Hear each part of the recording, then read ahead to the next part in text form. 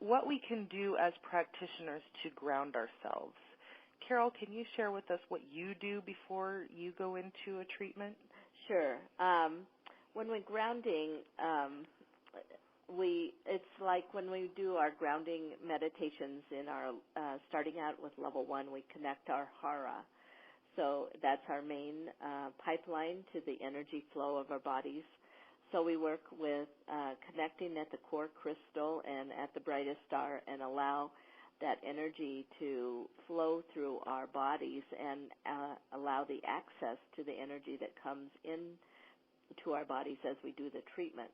But by being grounded, I see it as a two-pointed placement.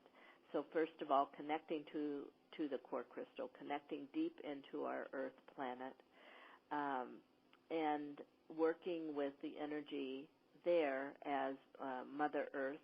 Typically we call it Mother Earth, and bringing that energy up into our own bodies, and then connecting to our brightest star, like we talk about in our meditations, and then accessing all the energy that is needed from the individual at that moment.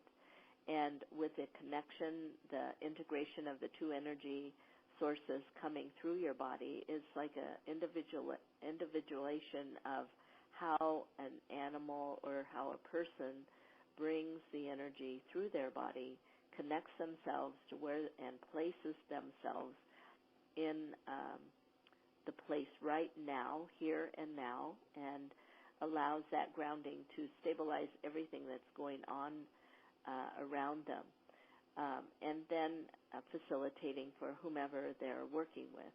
When you're grounded, the energy flow is connected so well that that you receive what energy you need as you're facilitating a treatment. You receive whatever you need to help support you when you are having maybe a difficult day, or maybe you have a project that you're working with, and the groundingness that we obtain through our energetic flow of our body is something that's going to help us no matter what's going on. So if it is a bad day that we're having and it takes us off our grounding, or if we're not feeling well perhaps, then just recognizing that we need to be more grounded helps us to be in place.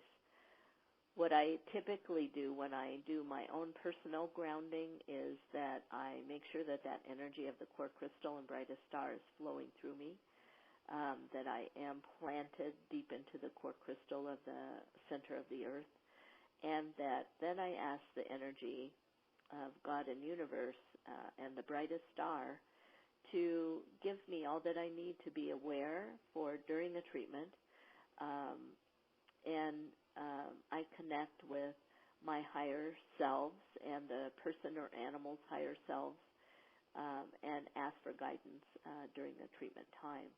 So it allows, in that process for myself, it allows me to be totally focused on the animal or person that I'm working with at the time of a treatment.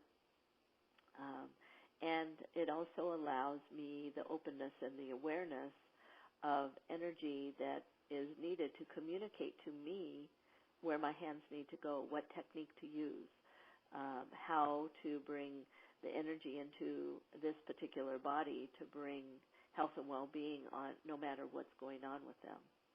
So that's kind of how I do it. And I say a little advocation of the energy flow before I place my hands on someone. So I can't say enough about how important grounding is, though.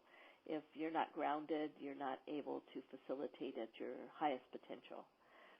So grounding, and what's cool about grounding is that if you practice a little bit, then that helps you to instantly turn the switch on, like we do on the wall of our light switches.